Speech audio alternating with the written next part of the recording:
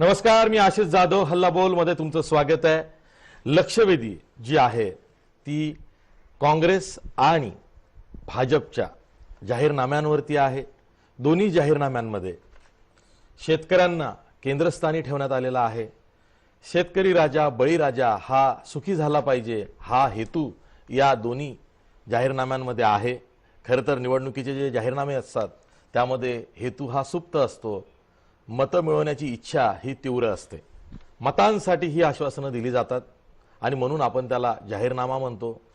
आणि ही आश्वासनं कधी पाळली जातात, बहुतेक पाळली जात नाहीत आणि मग पुन्हा आपण 5 वर्षांनी निवडणुकीच्या रणांगणात आश्वासनांचं काय झालं असं म्हणत त्या पक्षाला जाब विचारतो। मतदार याच आश्वासनांवरून पक्षाला त्याप्रमाणे जोखत असतात।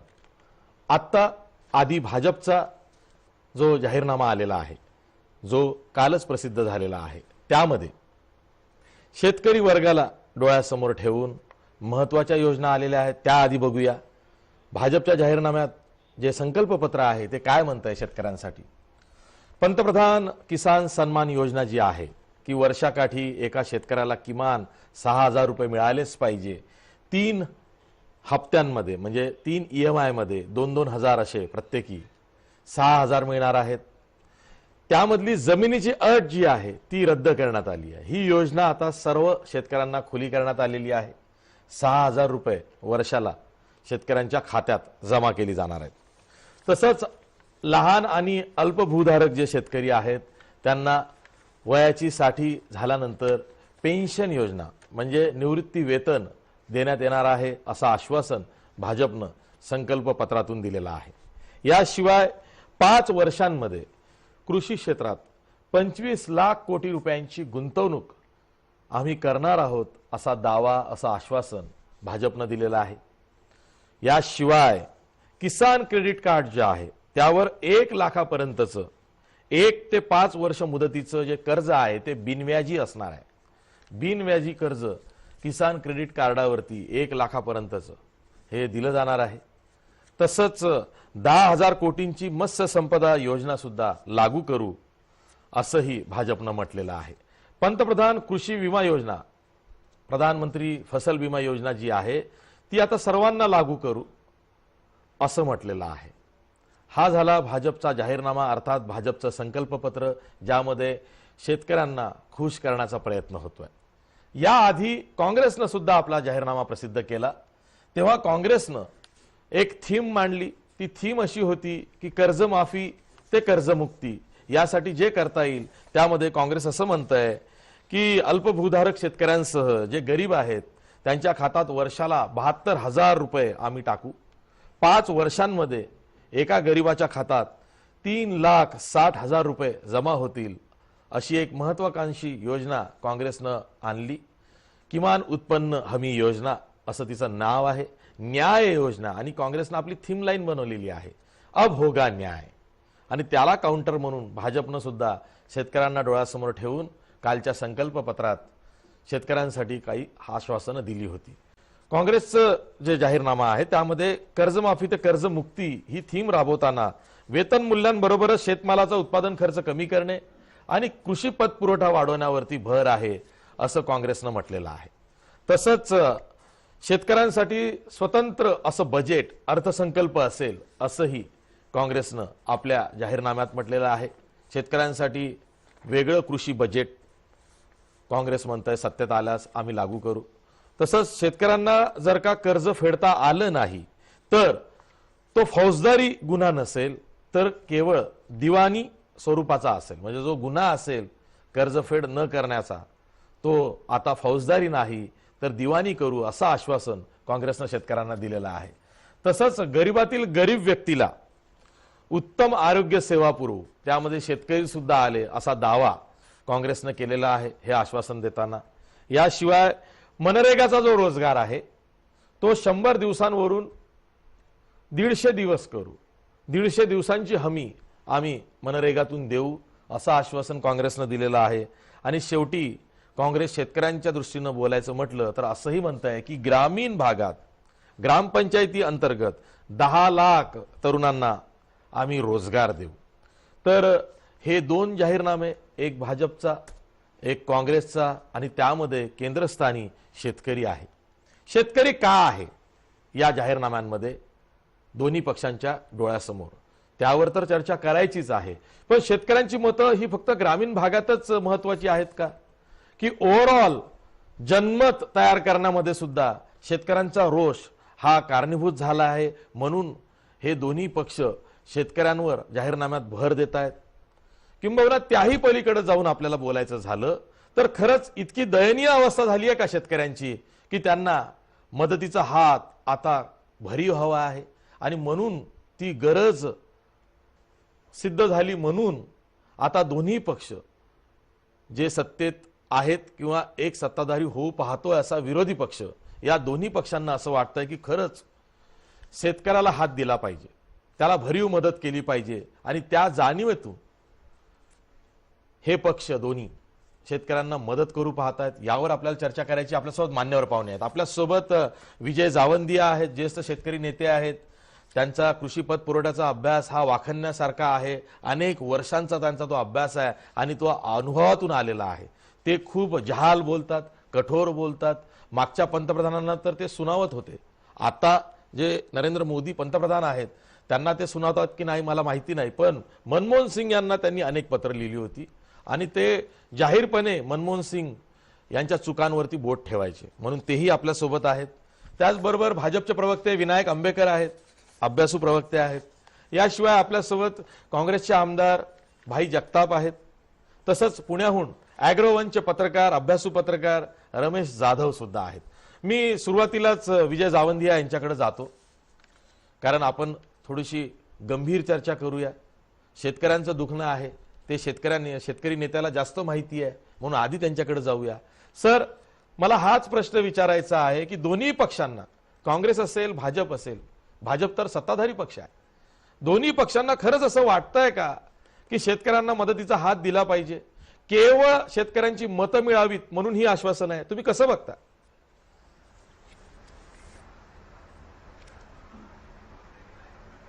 ते मला असं वाटतंय की एक गोष्ट आता मान्य करायला पाहिजे की या देशातल्या सगळ्या राजकीय पक्षांना, सगळ्या अर्थतज्ञांना, सगळ्या समाज प्रबोधन करणाऱ्यांना हे आता मान्य करावं लागत आहे की शेतीमध्ये फार मोठा असंतोष आहे आणि गाव आणि शहर याच्यातली आर्थिक दरी फार मोठी रुंदावते आहे, हे स्पष्ट झालेलं आहे। आणि 3 राज्यात काँग्रेसचा पराभव, तेलंगणामध्ये जे तेलंगणाच्या मुख्यमंत्र्यांनी केलं की 8,000 रुपये प्रति एकर रयत बंधूची मदत शेतकऱ्यांना डायरेक्ट इन्सेंटिव्ह देऊन ज्यांनी पूर्ण तेलंगणाची निवडणूक अशी जिंकली की तिथे काँग्रेसलाही काही करता आलं नाही आणि नरेंद्र मोदींचा जादूही चाललेला नाही। आणि मग तेलंगणाची कॉपी करत करत कालिया योजना ओरिसामध्ये आली, ममता बॅनर्जींनी काही केलं, आंध्र प्रदेशमध्ये काही झालं। या सगळ्याचं जर आपण पाहिलं तर संपूर्ण देशात ही मान्यता 25 वर्षाच्या मुक्त अर्थव्यवस्थेनंतर झालेली आहे की ज्याप्रमाणे अमेरिका आणि युरोपमध्ये शेतकऱ्यांना सरळ अनुदान देऊन, सरकारची तिजोरीची मदत देऊन तिथली शेती चालते, तशी आता भारतात देण्याची वेळ आलेली आहे। हे सगळ्यांनी मान्य केलेलं आहे, यात आता दुमत असण्याचं कारण नाही। दुसरा मुद्दा हा की जी विकासाची एक कल्पना होती, पर्कोलेशन थेअरी, झिरपणारा सिद्धांत, वरती विकास झाला की ते खाली झिरपत जातो आणि खालच्या माणसालाही त्याचा फायदा होतो, हा सिद्धांत आता जगात अमान्य होत चाललेला आहे। विकासासोबत दरी वाढते, दरी कमी होत नाही, हे मान्य होत चाललेलं आहे। जीडीपी वाढतो आहे, पण गरिबी आणि बेकारी, गरिबी आणि श्रीमंती याच्यातलं अंतर वाढत आहे, हे मान्य होत आहे। आणि म्हणून आता सरळ गरिबांना वरती आणण्याकरता सरकारच्या तिजोरीतनं मदत देण्याची गरज आहे, हेही सगळे पक्ष मान्य करतात आहेत। हे फार छान झालेलं आहे। आता इथे बीजेपीने जो काही जाहीरनामा जाहीर केला, हा जाहीरनामा मला असं वाटतं नवीन याच्यात काहीच नाही, उलट जे 5 वर्षापूर्वी त्यांनी आश्वासनं दिली होती ती आश्वासनं पूर्ण करता आली नाही, हे अप्रत्यक्षपणे हा जाहीरनामा जाहीर करताना त्यांनी मान्य करून टाकलेला आहे। 50% नफा जोडून भाव देऊ ही जी घोषणा निवडणूक जिंकण्याकरता होती ती काही पूर्ण करता आली नाही आणि म्हणून त्याला जोडून त्यांनी तेव्हापासून दुसरी जुमलेबाजी सुरू केली होती, आम्ही तुमचं उत्पन्न दुप्पट करू. तेच या जाहीरनाम्यामध्ये म्हटलेलं आहे की 2022 पर्यंत उत्पन्न दुप्पट करू. पण ते दुप्पट कसं करणार याची काही व्याख्या अजूनही केलेली नाही. दुसरं त्यांनी केलेलं आहे की 1 लाखाचं कर्ज हे 5 वर्ष बिनव्याजी देऊ. अहो 1 लाखाचं कर्ज बिनव्याजी आजच महाराष्ट्रामध्ये आहे. मग हे 1 लाखाचं कर्ज किसान कार्डवरचं 5 वर्ष बिनव्याजी याला काय अर्थ राहिलेला आहे? 1 लाखाचं कर्ज बिनव्याजी महाराष्ट्रात जो शेतकरी नियमित कर्ज परत करतो त्याच्याकरता आहे. तो नियमित कर्ज परत करू शकला नाही आणि डिफॉल्ट झाला की मग त्याच्यावर व्याज सुरू होतं. जर ही घोषणा जाहीर करताना 5 वर्ष बिनव्याजी म्हणजे त्या शेतकऱ्याने 1 लाखाचं कर्ज घेतलं आणि 5 वर्ष परत करू शकला नाही तरी त्याला व्याज लागणार नाही अशी स्पष्ट घोषणा जर केली असती तर मला वाटतं त्यात काहीतरी नाविन्य झालं आहे असं म्हणता आलं असतं. तिसरी त्यांची घोषणा की 25 लाखाचं इन्व्हेस्टमेंट ते 5 वर्षात करतील.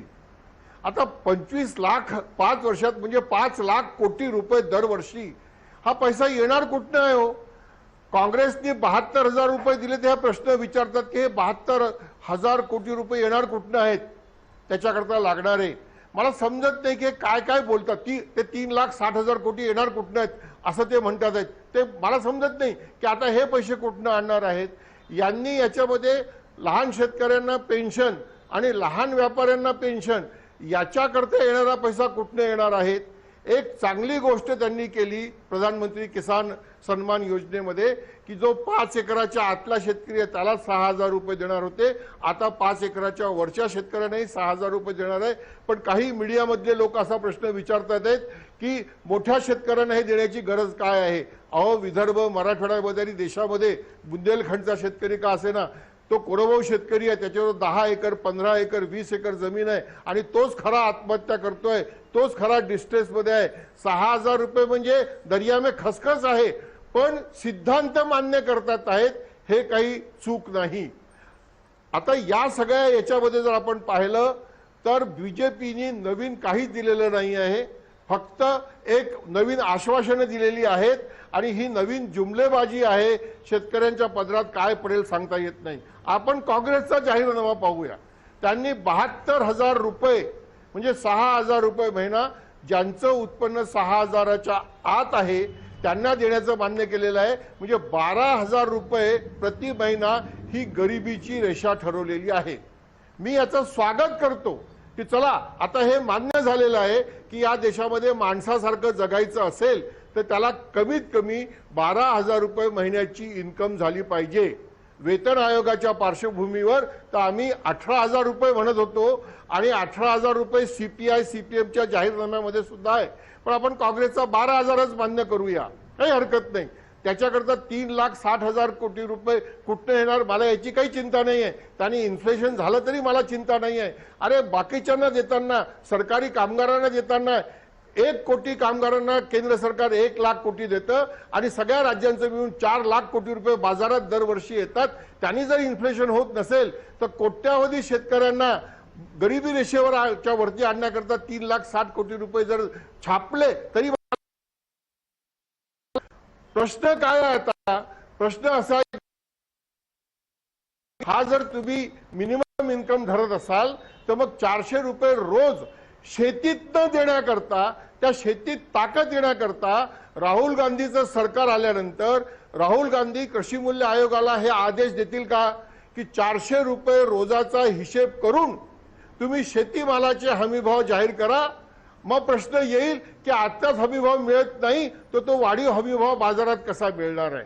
मला असं वाटतंय की या सगळ्याचा विचार आज जरी होत नसेल निवडणुका जिंकण्याकरता मोदींचे 500 रुपये महिना आणि निवडणूक जिंकण्याकरता राहुल गांधीचे 6,000 रुपये महिना हा वाद होऊन जर राहुल गांधीचं सरकार येत असेल तर आम्हाला त्याचं काही दुखणं नाही. कारण मोदींनी फक्त थापा मारलेल्या आहेत 5 वर्षात. मी इथे हे अधोरेखित करू इच्छितो की तुम्हाला करता नाही आलं दुःख नाही पण कमीत कमी खोटं तर बोलू नका. कमीत कमी मुस्कट दाबी तर करू नका. तुम्ही जे काही हमीभाव जाहीर केलेले आहेत ते A2FL वर केलेले आहेत, स्वामीनाथनच्या C2+50% केलेले नाही आहेत, पण ते हमीभाव सुद्धा आज बाजारात मिळत नाहीये. जाधव साहेब, तुरीचा हमीभाव 5,650 रुपये आहे, शेतकरी 5,000 रुपयात विकतोय. हरभऱ्याचा भाव 4,600 रुपये आहे, शेतकरी 4,000 रुपयाच्या आत विकतोय. आणि 5,000 रुपयात आणि 4,000 रुपयात हरभरा आणि तूर आयात होते आहे, ती त्याच्यावर आयात कर लावून ती 5,650च्या कमी आयात होणार नाही आणि 4,600च्या कमी हरभरा आयात होणार नाही. हे मोदी सरकार करत नाहीये. कापसाच्या 27 लाख गाठी आयात झालेल्या यावर्षी सौदे झालेले आहेत, त्याच्यावर आयात कर लावून ती आयात थांबवण्याचं हे करत नाही. मला काय वाटतंय की निवडणुकीमध्ये 3 राज्याच्या पराभवानंतर शेती हा केंद्रस्थानी आला होता, पण पाकिस्तानच्या घटनेनंतर, बालकोटच्या घटनेनंतर नरेंद्र मोदींनी बरोबर हा विषय डायव्हर्ट केलेला आहे. नरेंद्र मोदी कुठल्याही सभेमध्ये शेतकऱ्यांना हा प्रश्न विचारत नाही की मी तुम्हाला 50% नफा जोडून भाव देण्याची घोषणा केली होती, तुम्हाला आज प्रत्येक शेतीमालाचा भाव 50% बाजारात जास्त मिळतोय की नाही मिळत आहे, बोलत नाहीत. दुसरं मला शेवटचं एक सांगायचं आहे की दोन्ही पक्ष बाजार भावावर जोर देतात आहेत. काँग्रेसच्या जाहीरनाम्यामध्ये सुद्धा मार्केट कमिटीचा कायदा वगैरे सांगितला गेलेला आहे. नरेंद्र मोदी सुद्धा बाजार व्यवस्थेवर शेतीमालाचा भाव सांगतात. मला पुन्हा तुमच्या माध्यमातून या सगळ्या पक्षांच्या पुढाऱ्यांना प्रश्न विचारायचा आहे की मला जगात एक देश दाखवा की जिथला शेतकरी बाजार भावावर जगतो आहे. जगात कुठेही विकसित देशामध्ये हे नाही आहे. मग बाजारभाव मिळणार कसा? आज WTO आमच्या हमी भावावरच ऑब्जेक्शन घेत आहे, तर वाढीव हमी भाव कसा मिळणार आहे? आणि मी दोन्ही पक्षाला विचारतो की शेत मजुरांची मजुरी वाढली नाही आणि ती वाढीव मजुरी शेतीत देता यावी याच्याकरता कृषी मूल्य आयोगाने ती हिशोबात घेतली नाही, तर मग नरेंद्र मोदींचा सबका साथ सबका विकास आणि काँग्रेसचा सर्वसमावेशक विकास, इन्क्लुझिव्ह ग्रोथ हे कसं साध्य होणार आहे याची चर्चा आता होऊ शकत नाही, पण निवडणुकीनंतर या चर्चेवर आपल्याला यावं लागणार आहे. ठीक आहे, मी विनायक आंबेकर यांच्याकडे जातो, भाजपच्या प्रवक्ते आहेत. विनायक आंबेकर, बघा 2014चा प्रचार आजही आठवतोय, शेतकऱ्यांना तर आठवतोय, कारण नरेंद्र मोदी तेव्हा पंतप्रधान पदाचे दावेदार म्हणून सभा घेत होते आणि त्यांनी तेव्हा आश्वासन दिलं होतं की पहिल्या कॅबिनेटच्या बैठकीमध्ये आम्ही शेतकऱ्यांच्या कर्जमाफीचा निर्णय घेऊ. आजही ती क्लिप व्हायरल होते आहे. कर्जमाफी देशव्यापी स्तरावरती झालेली नाही. दुसरं म्हणजे 50% धरून उत्पादन खर्च जो 50% अजून ऍड करून शेतमालाला हमी भाव देऊ, तोही शेतकऱ्यांना मिळत नाही, कारण व्यापाऱ्यांच्या हातात सगळी खरेदी आहे. मग अशा वेळी आता जे नव्यानं आश्वासनं दिले जात आहेत त्यावरती शेतकऱ्यांनी का विश्वास ठेवायचा?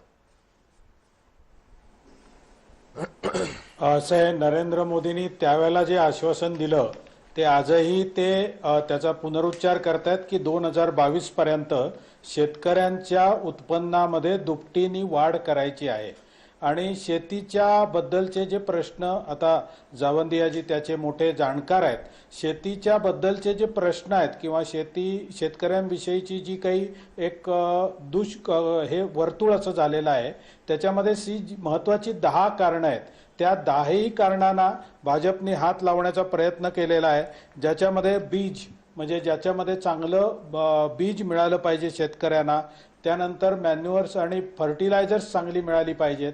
आपल्याला माहिती असेल की नीम कोटेड युरिया हा आणून नरेंद्र मोदींनी युरियाचा काळा बाजार संपूर्ण बंद केला आणि या 5 वर्षाच्या काळामध्ये युरिया मिळण्यासाठी शेतकऱ्यांना कुठलीही अडचण आली नाही. त्यामुळे त्याही मुद्द्यावरती नरेंद्र मोदींनी काम केलंय.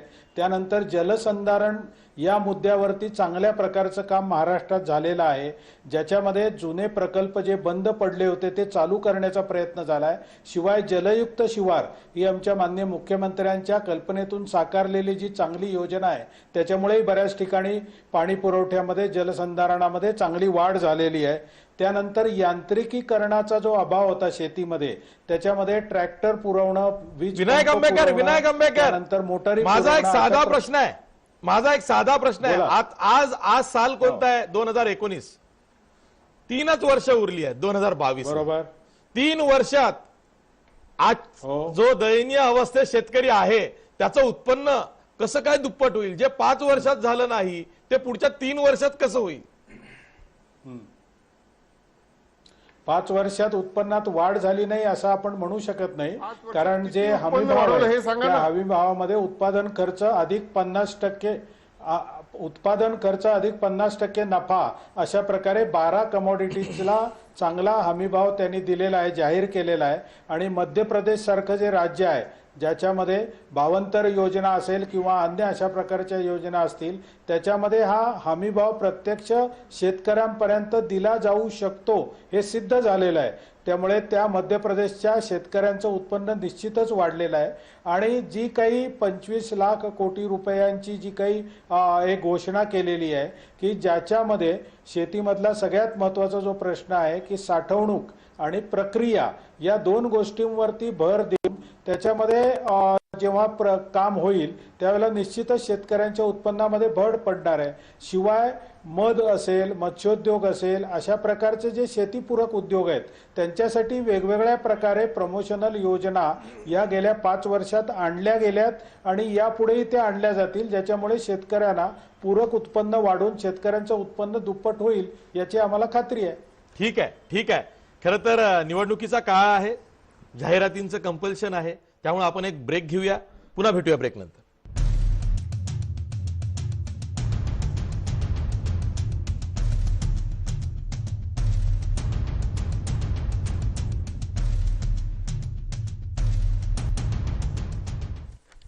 ब्रेक नंतर पुन्हा तुमचं स्वागत. मी थेट जातोय भाई जगताप यांच्याकडे, काँग्रेसचे प्रवक्ते आहेत, आमदार आहेत. भाई, काँग्रेसचा जो जाहीरनामा आहे त्यामध्ये मास्टर स्ट्रोक म्हणून तुमची ती न्याय योजना, अभोगा न्याय, ती तर आहेच आहे, पण शेतकऱ्यांसाठी अनेक अशा गोष्टी सांगितलेल्या आहेत. त्यातली एक गोष्ट अनेकांना अजूनही कळलेली नाही, ती म्हणजे कर्जमाफीपासून किंवा कर्जमाफी ते कर्जमुक्ती असा आम्ही प्रयत्न करू. पण काँग्रेसनं कुठेही जाहीरनाम्यात आम्ही कर्जमाफी योजना लागू करू असं म्हटलेलं नाहीये. ज्या काँग्रेसनं गेल्या 4-4.5 वर्षात सत्ताधारी पक्षांना अगदी सळो की पळो करून ठेवलं की संपूर्ण कर्जमाफी करा, सरसकट 7-12 कोरा करा, पण त्याविषयी ठोसपणे आश्वासन काँग्रेसनं आपल्या जाहीरनाम्यात कर्जमाफीचं दिलेलं नाही.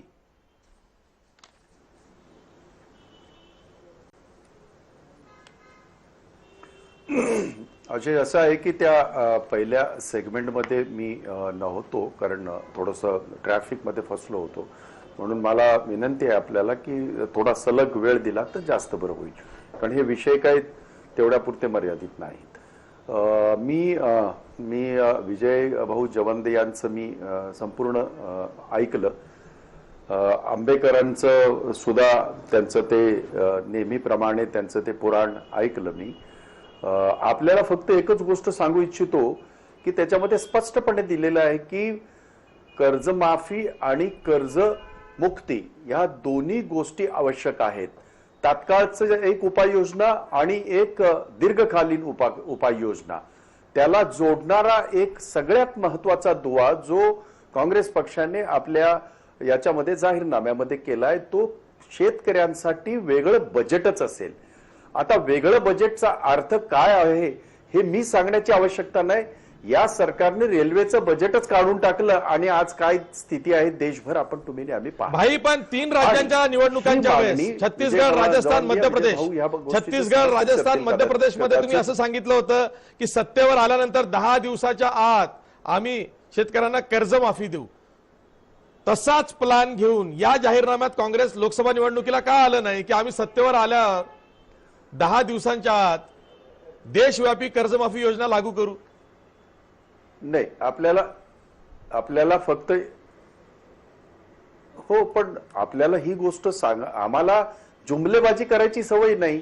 आम्ही ही गोष्ट स्पष्टपणे सांगितली होती की आम्ही 15 दिवसाच्या आत ती कर्जमाफी करू आणि ती तिन्ही नाही 4ही, म्हणजे कर्नाटकामध्ये झाली, पंजाबमध्ये झाली, छत्तीसगडमध्ये झाली, राजस्थानमध्ये झाली आणि मध्य प्रदेशमध्ये पण दाखवले होते. त्यामुळे आमचे बोनाफाईड तपासण्यापेक्षा आमचे नाही, मला असं वाटतं की पूर्ण ऐकून घेतलं तर हो, तुम्ही सलग बोला भाई, सलग बोला. त्यामुळे आपण आमच्या ह्याच्यावर हा नाही, म्हणूनच म्हटलं की या सगळ्या याच्यावर जसं जो निर्णय झाला तसाच निर्णय हे मी आश्वासित करतो महाराष्ट्राच्या जनतेला, देशाच्या जनतेला, की केंद्रामध्ये सरकार काँग्रेसचं आलं, राज्यामध्ये आलं की तात्काळ सगळ्यात पहिला निर्णय काय होणार आहे तर कर्जमाफीचा होईल. याबद्दल आपण निश्चिंत राहावं, जे आम्ही ऑलरेडी दाखवलंय. यांच्यासारखी जुमलेबाजी आम्ही केलेली नाही. राहिली गोष्ट सगळ्यात महत्वाचं म्हणजे हे जे जुमलेबाज बसलेत ना की ते अमुक वाढवलं, तमुक वाढवलं आणि हेन तेन, आपल्या माहिती करता फक्त शेतकऱ्याला जो त्याचा पूरक व्यवसाय आहे त्या पूरक व्यवसायाची वाट लावलेली आहे. दुधाचं उदाहरण घ्या, भाजीचं उदाहरण घ्या, आणखीन कसली उदाहरणं घ्या, ते विजय भाऊ सांगतील त्या बाबतीमध्ये. आणि म्हणून फक्त काहीतरी लिहून आणलेलं वाचून दाखवणं, गेल्या 5 वर्षामध्ये जर काय झालं असेल तर शेतकरी धराशायी झालाय. त्यामुळे तो येणाऱ्या 3 वर्षामध्ये डबल कसा होणार आहे हे माहित नाही. उलट माझं तर म्हणणं असं आहे, आम्ही त्याचा उल्लेखच केला नव्हता किंवा केलेला नाही, पण आम्ही करणार आहोत की यांनी जेव्हा सांगितलं होतं की 50% खर्च गृहीत धरून त्याच्यावर जो फायदा तो तर भाग दूरच राहिला. उलट यांचे नेते जे आंदोलन करत होते महाराष्ट्रामध्ये आणि देशभरामध्ये, त्याच्यामध्ये त्या लोकांनी मागितलेला हमी भाव आणि आता मिळालेला हमी भाव याच्यामध्ये किती तफावत आहे ते विजय भाऊ सांगतील. आणि म्हणून आमची जुमलेबाजी नाही, आम्हाला शेतकऱ्याचं वेगळं बजेट आणायचं आहे. शेतकऱ्याला तात्काळ मदत जी कर्जमाफी करायची आहे, त्याच्यानंतर कर्ज त्याची मुक्ती करण्यासाठीचा जो प्रवास आहे त्याच्यासाठी लागणाऱ्या ज्या काही यंत्रणा उभ्या कराव्या लागतील त्या सगळ्या करण्याचं आम्ही आमच्या ह्याच्यामध्ये सांगितलेलं आहे. आणि म्हणून याच्यावर कोणीतरी संशय व्यक्त करणं त्यांना करू द्या, कारण त्यांना तेवढंच आता काम राहिलेलं आहे.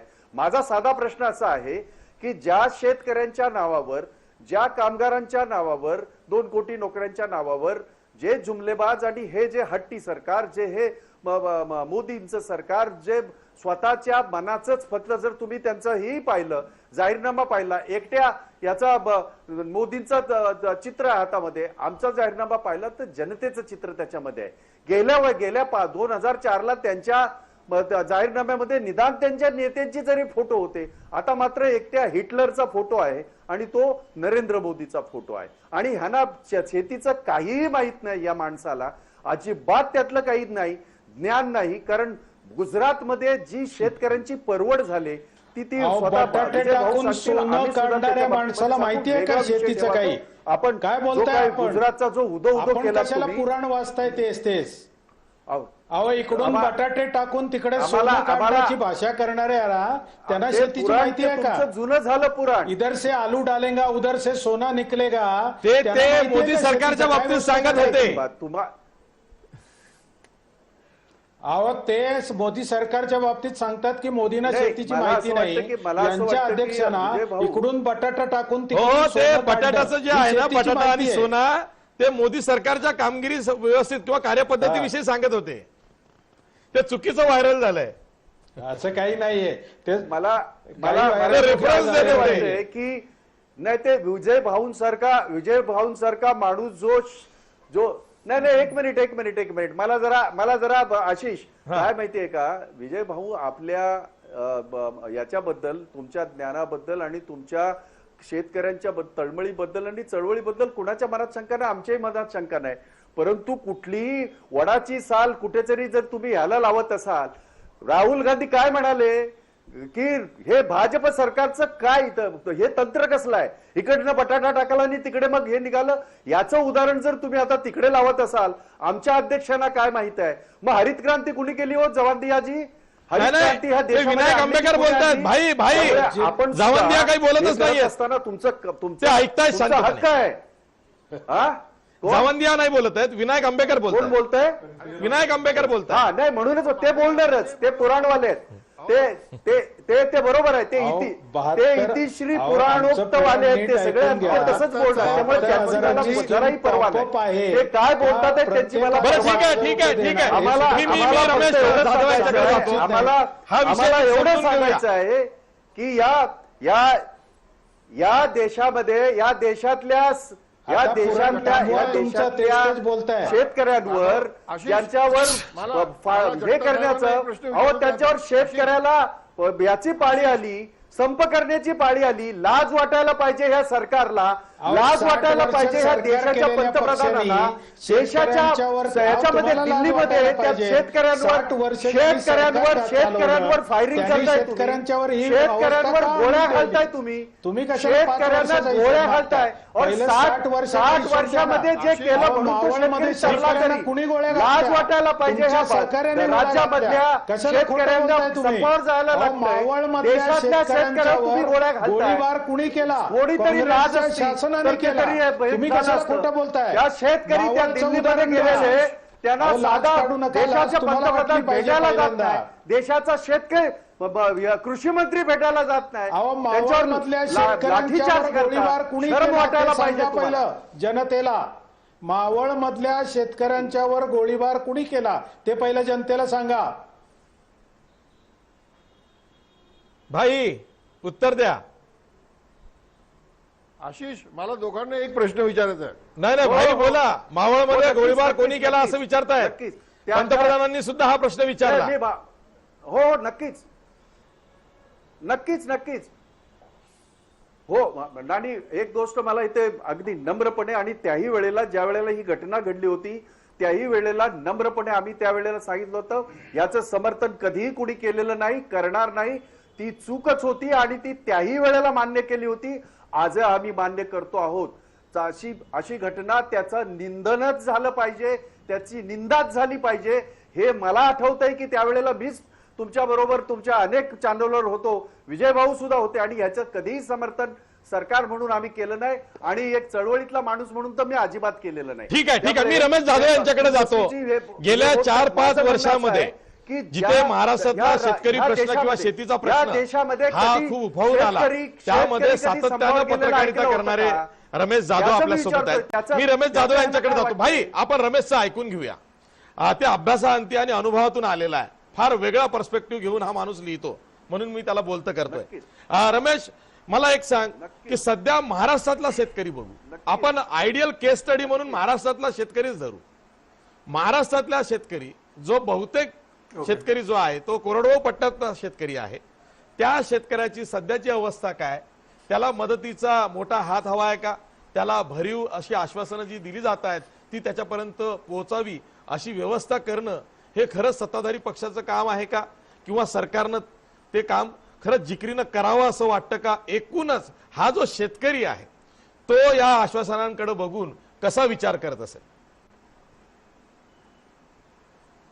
आशिष, जे तुम्ही जो सुरुवातीला उल्लेख केला की शेतीचे प्रश्न केंद्रस्थानी आले, तर हाच मुळात गैरसमज आहे. कारण पुलवामा हल्ला जर झाला नसता तर काँग्रेस आणि भाजप ह्या दोन्ही पक्षांचे जाहीरनामे हे पूर्णपणे वेगळे राहिले असते, त्याच्यामध्ये शेतीचे प्रश्न अधिक केंद्रस्थानी आले असते.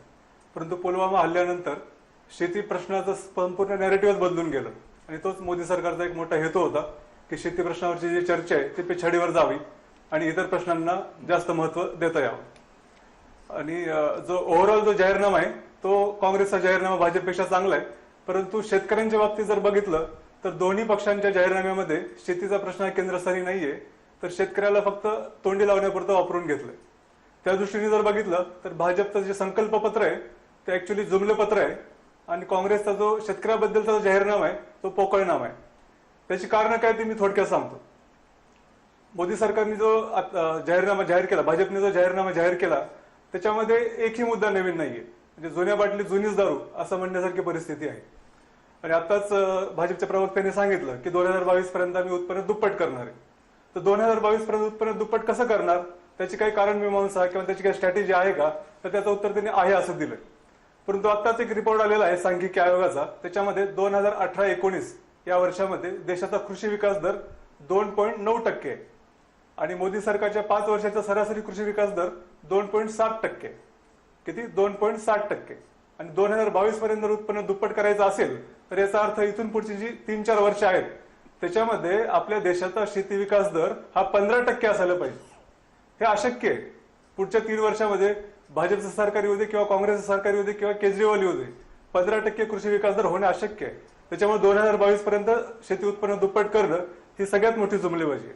दुसरा मुद्दा आहे तो 1 लाखापर्यंत जे कर्ज बिनव्याजी आहे ते जावंदे यांनी सांगितलं की महाराष्ट्रामध्ये ते काही केसेसमध्ये ज्यांना वेळेवर परतफेड करतात त्यांना ऑलरेडी मिळतं. पण त्या कर्ज पुरवठ्याचा मूळ प्रश्न काय आहे? तर कर्ज पुरवठ्याचा मूळ प्रश्न आहे की शेतीचा जो पतपुरवठा आहे तो मोदी सरकारच्या काळामध्ये कमी झालेला आहे आणि मोदी सरकारने एक धोरण असं हे केलंय की खासगी बँकिंग क्षेत्राला कृषी पतपुरवठ्यामध्ये प्राधान्य द्यायचं. पण या खासगी बँका ज्या आहेत त्या शेतकऱ्याला दारात उभं करत नाहीत. त्याच्यामुळं शेतकऱ्यांना सध्या मायक्रो फायनान्स आणि खासगी सावकारी यांच्याशिवाय पर्याय उरलेला नाही. तर ह्या बेसिक प्रश्नावर यांचं संकल्पपत्र काही म्हणतंय का? तर काही म्हणत नाही. तिसरा ह्यांनी मुद्दा सांगितलाय की 25 लाख कोटी रुपये आम्ही खर्च करणार शेतीच्या पायाभूत सुविधांसाठी. तुम्ही याच्यामध्ये लक्षात घ्या, आता जे बजेट पियुष गोयलने जाहीर केलं त्याच्यामध्ये पूर्ण वर्षाचं टोटल एक्सपेंडिचर हे 27 लाख कोटी रुपये आणि ह्यांचं संकल्पपत्र म्हणते की आम्ही फक्त शेतीच्या पायाभूत सुविधांसाठी 25 लाख कोटी रुपये खर्च करणार 3 वर्षात. 5 वर्षात म्हणा, 3 वर्षात नाही 5 वर्षात. 5 वर्षात म्हणजे 5 लाख कोटी रुपये वर्षाला. मग तुम्ही आतापर्यंतच्या 5 वर्षाचा परफॉर्मन्स काय आहे? यांचीच दलवाई समिती आहे सरकारने नेमलेली. तर दलवाई समितीने स्पष्ट म्हणलेलं आहे की शेतीसाठीचा जो खर्च आहे तो 4 पट वाढवण्याची गरज आहे आणि तो 4 पट वाढवून 6 लाख कोटीवर नेण्याची गरज आहे. याचा अर्थ आता आपण फक्त 1.5 लाख कोटी रुपये खर्च करतो. तो 1.5 लाख कोटी रुपयाचा खर्च तुम्ही 5 लाख कोटीवर नेणार असं तुम्ही आता सांगताय. मग त्यासाठीचे पैसे कुठून येणार? फिस्कल डिफिसिटचं काय होणार? वित्तीय तुटीचं काय होणार? ह्या सगळ्या प्रश्नांची उत्तरं न देता आम्ही केवळ हे करू आणि ते करू अशा प्रकारची जुमले ह्याच्यामध्ये आहेत. आणि ऍक्च्युअली तुम्ही जे 5 वर्षापूर्वी आश्वासनं दिली होती त्याचं काय झालं ह्याचं आउटकम द्यायला पाहिजे ना. आता यांचं संकल्पपत्र कधी आलं? मतदानाला 3 दिवस शिल्लक आहेत त्यावेळेस त्यांचं संकल्पपत्र आलं. याचा अर्थ सरळ आहे की यांना आमच्या जाहीरनाम्यावर विश्वास नाहीये किंवा यांच्या जाहीरनाम्याचे जे मुद्दे आहेत त्याच्यावर आधारित लोक आपल्याला मत देतील याचा कॉन्फिडन्स नाहीये. त्याच्यामुळे यांनी एवढा उशीर केलेला आहे. दुसऱ्या बाजूला काँग्रेसचा जो जाहीरनामा आहे तो मी शेतीच्या बाबतीत जो जाहीरनामा आहे तो पोकळ का म्हणतोय ह्याचं मी 2 याच्यामध्ये सांगतो. काँग्रेसच्या याच्यामध्ये कर्जमाफीचा उल्लेख नाहीये. कर्जमाफी करावी की नाही ह्याच्याबद्दल वाद असू शकतात. ठोस आश्वासनच नाहीये. कर्जमाफी सलही नाही हे काही. परंतु जाहीरनामा जाहीर होण्याच्या आधी राहुल गांधींनी ज्या सभा घेतल्या त्याच्यामध्ये स्पष्ट आश्वासन होतं की आम्ही देशभरात कर्जमाफी लागू करू. परंतु त्या आश्वासनाचा उल्लेख या जाहीरनाम्यामध्ये नाहीये. आणि दुसरा मुद्दा जो आहे की शेतीसाठी स्वतंत्र बजेट करू याचं खूप स्वागत होतंय. परंतु हा मुद्दा सुद्धा पोकळ आहे. कारण शेतीसाठी स्वतंत्र बजेट करणार म्हणजे नेमकं काय करणार? कारण शेतीशी संबंधित बाकीचे जे डिपार्टमेंट्स आहेत म्हणजे कन्झ्युमर अफेअर्स आहे, वाणिज्य आहे, रेल्वे आहे, अर्थ आहे, फर्टिलायझर्स अँड केमिकल्स आहे, हे सगळे डिपार्टमेंट वेगवेगळ्या मंत्र्यांकडे असतात. त्याच्यामुळे फक्त शेतीसाठी स्वतंत्र बजेट करणार म्हणजे काय करणार? तर त्या खात्यासाठीच्या ज्या तरतुदी आहे त्याचं आपण एकत्रीकरण करून जाहीर करणार. मग आता पण जो बजेट सादर केलं जातं त्याच्यामध्ये 7-8 पानं शेतीसाठी असतातच. मग ती 7-8 पानं काढून कृषी मंत्री जाहीर करणार असा त्याचा अर्थ होतो.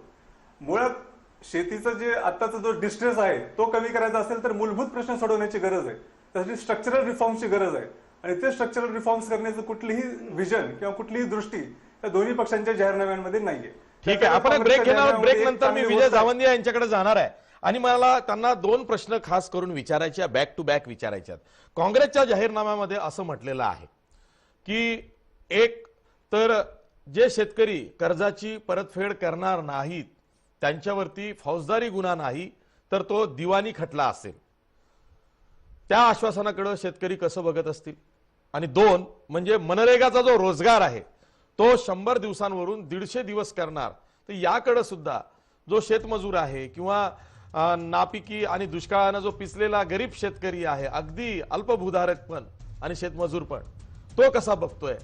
ह्या 2 आश्वासनं जी आहेत, ही 2 आश्वासनं यांच्या बाबत त्यांचं काय मत आहे हे मी विजय जावंदी यांना विचारणार आहे.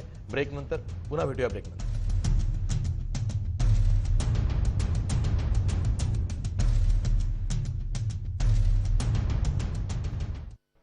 ब्रेक नंतर पुन्हा तुमचं स्वागत. मी थेट जातोय नागपूरला विजय जावंदिया यांच्याकडे, ज्येष्ठ शेतकरी नेते आहेत.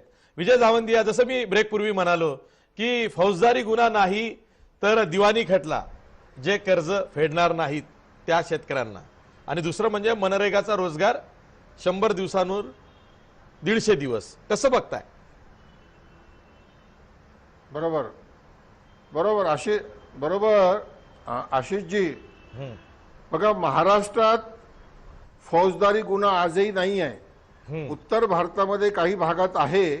तिथे जो शेतकरी सहकारी बँकेचं कर्ज देत नाही त्याला ते ताबडतोब अरेस्ट करतात आणि गावातच त्यांच्याकडे एक जागा असते तिथे त्याला बंद करून ठेवतात.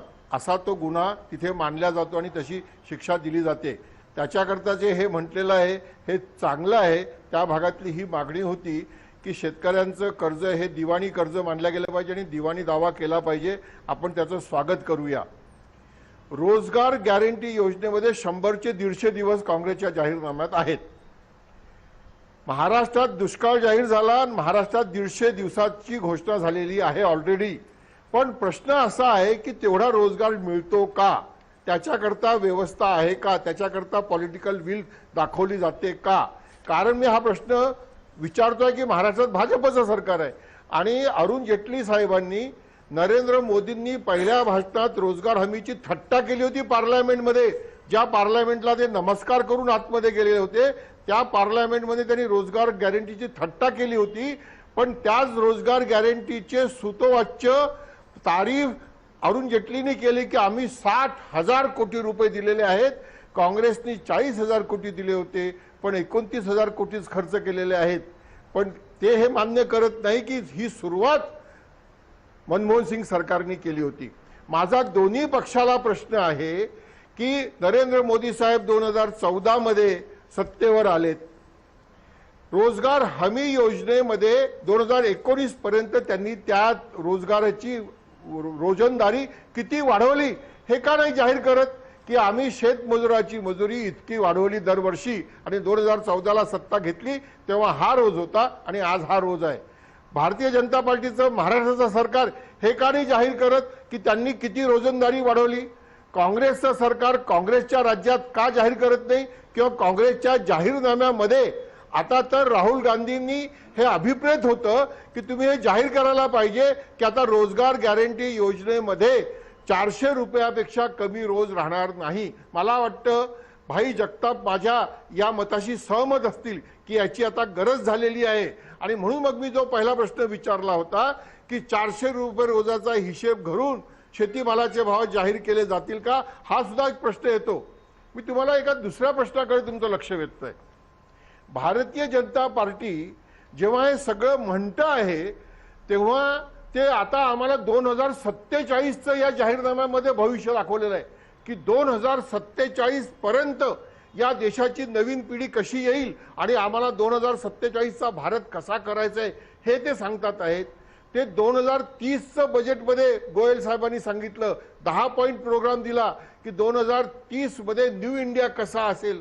अरे बाबा रे, 2022 मध्ये शेतकऱ्याचं उत्पन्न दुप्पट करणार, 2030 मध्ये न्यू इंडिया असा राहणार, 2047चं 100 वर्ष पूर्ण होईल तेव्हा भारत कसा राहील त्याच्याकरता नवीन पिढी तयार करणार. मी भाजपच्या प्रवक्त्यांना विचारतो की बाबा रे हे सगळं जाऊ द्या, मी तुमच्या समोर 2026ची हकीकत सांगतोय आणि नरेंद्र मोदी साहेबांना नंतरच्या निवडणुकीच्या कुठल्या भाषणामध्ये याच्यावर बोलायला सांगा ना. 2026 मध्ये या देशात 8वं वेतन आयोग येणार आहे.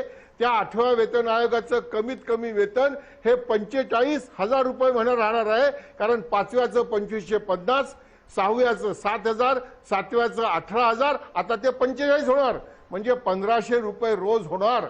मग जेव्हा तिकडे 1,500 रुपये रोज 2026 मध्ये राहील तेव्हा आमच्या गावातल्या भावा बहिणीला कमीत कमी किती रोज मिळाला पाहिजे.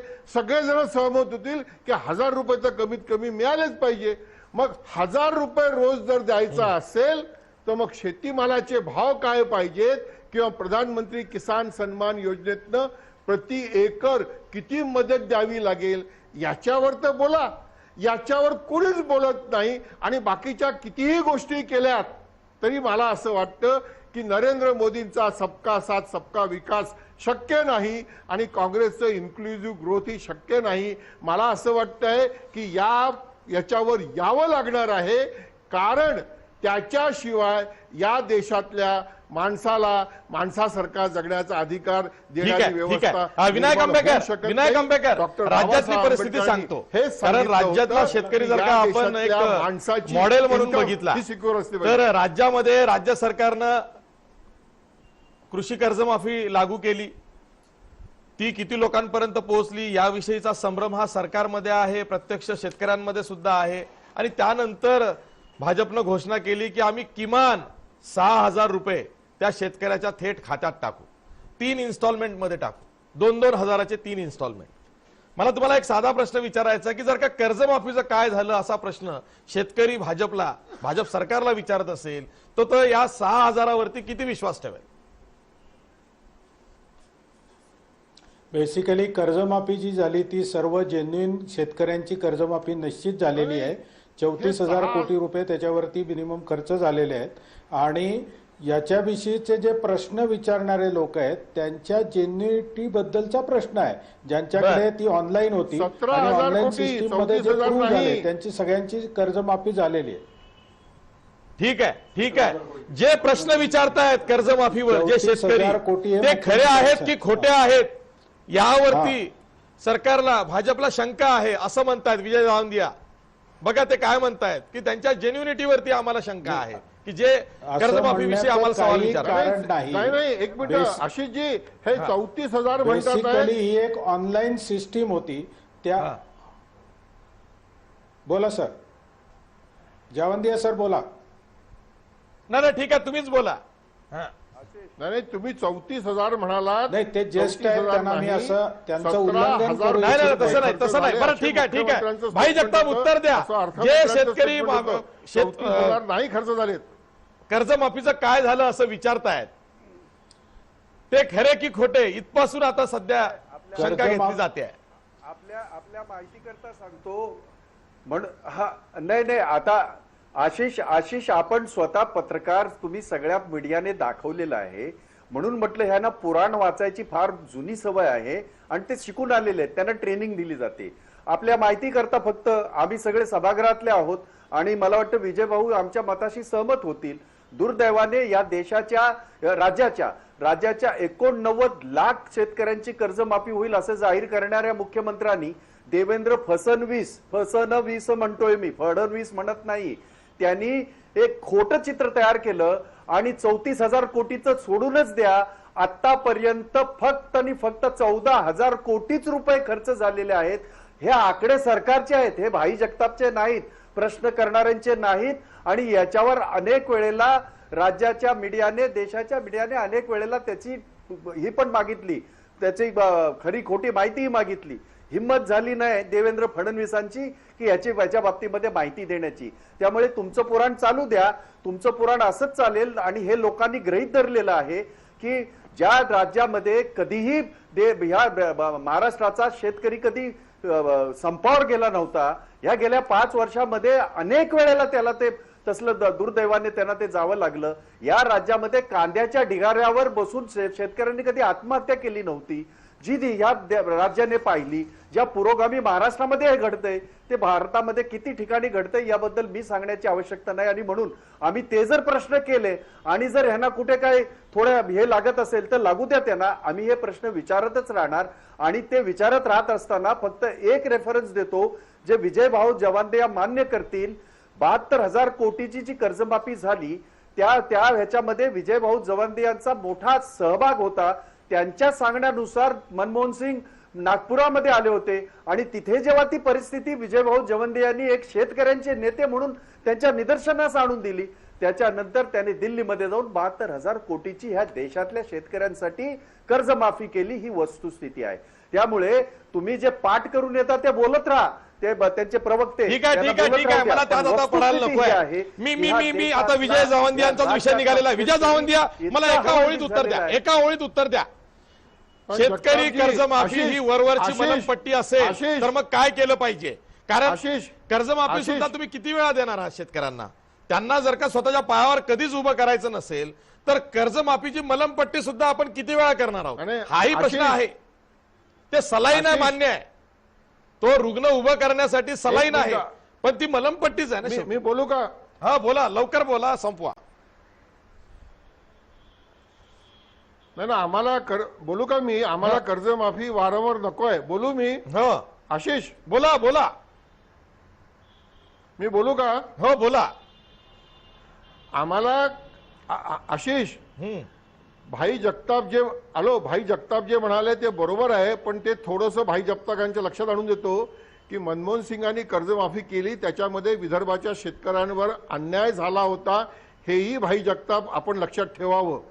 पश्चिम महाराष्ट्राला 50% पैसे मिळाले, विदर्भाला हा, ते 18% करून आले, आणि 5 मराठवाड्याला हजाराचं. 22% पैसे मिळाले. हे जाधव समितीच्या अहवालात सुद्धा लिहून आहे. आणि आम्हाला कर्जमाफी वारंवार नको. मी दोन्ही पक्षाला सांगतो, देशातल्या सगळ्या पक्षांना सांगतो, आम्हाला कर्ज परत करण्याची ताकद पाहिजे आहे. आम्ही भिकारी नाही आहोत. आम्ही देशाकरता बरोबर आहे. अन्नधान्य पिकवतो, लोकांना जिवंत ठेवतो. आम्हाला कर्ज परत करण्याची ताकद द्या, आम्हाला तो सन्मान द्या आणि त्याच्याकरता लागणारं जे धोरण आहे ते धोरण बदलवा. आता तुम्ही क्रॉप इन्शुरन्स बद्दल आशिष बोललेत की भाजपच्या जाहीरनाम्यामध्ये क्रॉप इन्शुरन्स हा सगळ्यांकरता लागू होणार आहे, असं नाही आहे. ते क्रॉप इन्शुरन्स आता ते भोतकरून ऐच्छिक करतात आहेत. आता ते कर्जवाल्याला कंपल्सरी होतं आणि बाकीच्या नॉन कर्जवाल्यांना ऐच्छिक होतं. ते असं म्हणतात की आता ते voluntary करतायत. इन्शुरन्स ज्याला हवा हा तो घेईल. ऐच्छिक करणार आहोत. ज्याला नको आता तो नाही. खरं हा. प्रधानमंत्री फसल बीमा योजना हा हवा तो घेईल. आता खरी टेस्ट आहे प्रधानमंत्री फसल बीमा योजनेची की जे बँकेतनं कर्ज घेतात त्यांचं प्रीमियम न कापता ते स्वतःहून जाऊन प्रीमियम भरतात का, ही टेस्ट होणार आहे माझ्या मते. आणि मी इथे म्हणूनच म्हणतो काँग्रेसला आणि भाजपला कमीत कमी तेवढं तुम्ही एवढं वचन शेतकऱ्यांना द्या की हा इन्शुरन्स गाव स्तरावर राबवण्याकरता केंद्रातनं आदेश काढले जातील. राज्य सरकारची वाट पाहणार नाही. हो, आणि ज्यांनी प्रीमियम भरला, ज्या शेतकऱ्यांनी प्रीमियम भरला त्यांना तरी विम्याचे पैसे द्या आणि लवकर द्या, वेळ चांगलं द्या. काही होईल. हा, ठीक आहे, ठीक आहे. मी सर्वांचे आभार मानतो, इथेच थांबतो आणि पुन्हा हेच सांगतो की शेतकरी केंद्रस्थानी ठेवून त्याला काही आश्वासनं जाहीरनाम्यांमधून दिली म्हणजे शेतकरी राजा हा खुश होईल. आणि ग्रामीण भागामध्ये जो रोष दिसतोय खास करून शेतकऱ्यांमध्ये, तो कोणाच्या विरोधात आहे हे लवकरच कळेल. पण जो रोष आहे तो कमी करून त्याला आपल्याकडं, त्याची मतं आपल्याकडं आकर्षित करण्यासाठी जर काही आश्वासनं असतील तर शेतकरी राजा सुद्धा खूप हुशार आहे. तो सुद्धा तावून सुलाखून निघालेला आहे. तो सुद्धा आता फार जिकरीनं विचार करणार आहे. त्यामुळं आश्वासनं देताना त्याची पूर्तता आपण करू शकतो किंवा नाही. आपण जी आश्वासनं गेल्या वेळेस दिली होती तीच आता आपण यंदा देत आहोत का, गेल्या वेळेच्या दिलेल्या आश्वासनांचं काय, त्याची पूर्तता झाली किंवा नाही, हे जसं भाजपला तपासून पाहावं लागणार आहे तसंच राहुल गांधी आणि काँग्रेसलाही हे समजून घ्यावं लागणार आहे की अव्वाच्या सव्वा आश्वासनं देऊन चालणार नाही.